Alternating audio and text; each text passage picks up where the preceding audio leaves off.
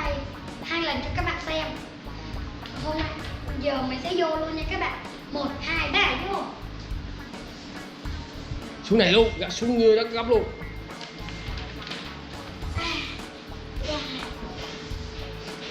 Mặt tờ giấy chúng ta. Ngồi gấp, mới gấp mà nằm gấp chứ không có ngồi gấp hả? Nằm gấp chứ. Gấp bay bay mà nằm không hả? Tới nằm mới nằm. Nếu các bạn nào có 2 mặt trắng thì gấp 2 mặt trắng, còn mình đây đây là cái hình nên Hương sẽ che cái hình này vô. Bắt đầu này. Đầu tiên các bạn gấp cái mép này vô. Không.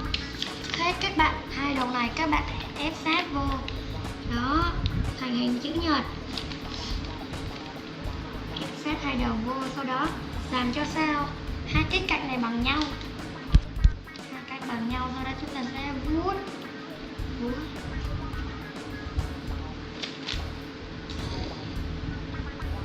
cho nó thẳng.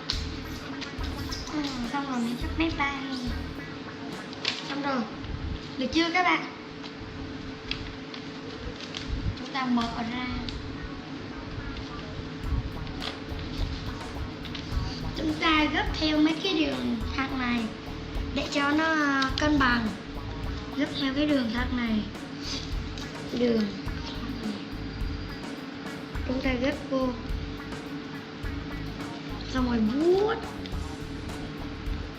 vuốt đầu bên này nữa, 1, 2 đầu hình tam giác.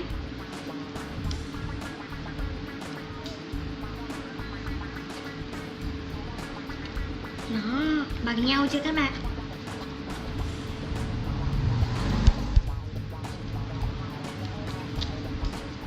Sau đó chúng ta cầm cái đầu nhọn này, chúng ta gấp xuống. Các bạn thấy không? Gấp xuống. Các bạn gấp xuống, dùng 2 cái tay gấp xuống. Đó. Rồi. 2 cái mép này nó phải nhọn nha các bạn.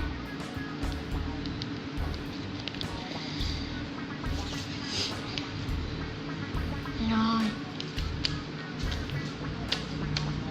Nhọn chưa các bạn? 2 mét nhọn chưa nè? Rồi. Đây có một cái đường trắng mà hồi nãy mình gấp vô. Này, nó thẳng nè các bạn. Thẳng xuống. Đây cũng có cái đường màu trắng gạch xuống. Thì mình sẽ gấp theo cái đường màu trắng luôn.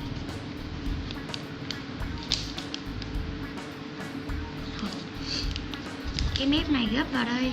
Lấy mép nhọn gấp vào cái đường. Sau đó vuốt ra. Đầu bên này cũng như thế. Lấy mép nhọn để nó vào đây bằng cái mép bên này. Sau đó vuốt ra. 2 cạnh bằng nhau chưa các bạn? Nếu các bạn chưa thấy bằng nhau thì lấy thước đo cũng được. Đây, lấy thước đo nha.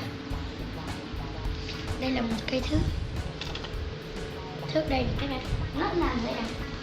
Mình sẽ lấy thước đo xem nó cân bằng hay chưa. Thẳng chưa các bạn? Thẳng rồi đúng không? Vậy là xong. Tiếp theo gấp hình tam giác này lên. Các bạn có thấy hình tam giác dưới này không? Tam giác. Rồi sau đó các bạn gấp hình tam giác lên. Nó thành hình tam giác nữa là ra được cái hình này.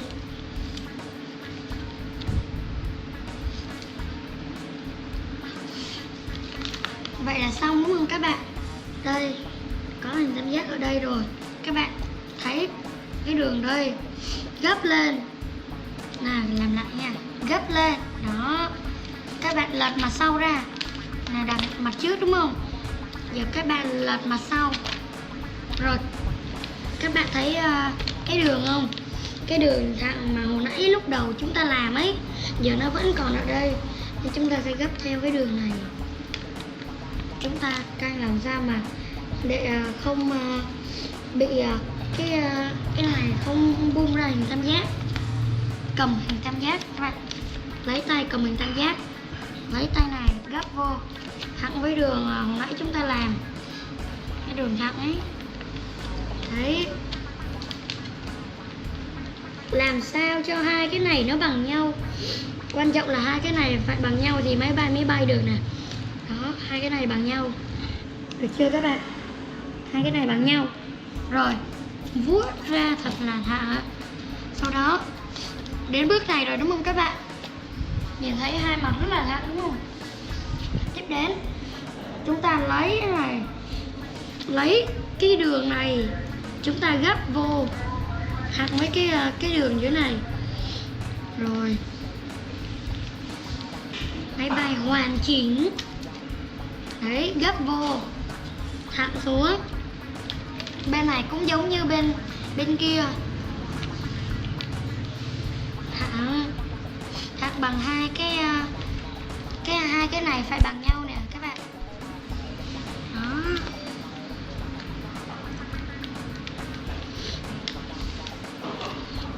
vậy là đã xong cái máy bay rồi. Đấy, nếu các bạn thích các bạn hãy cho mình một like và Giờ bay thử luôn, bay thử luôn. bay thử luôn. Ừ.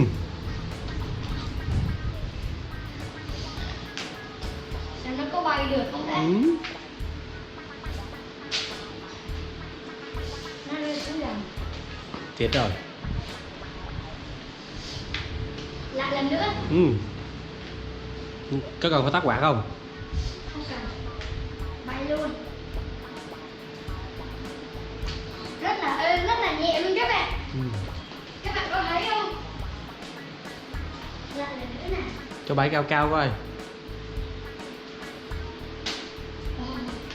Nhìn nó bay cao nhưng mà nhìn vậy nó chắc nhẹ lắm nè. Thôi chị làm đến đây thôi.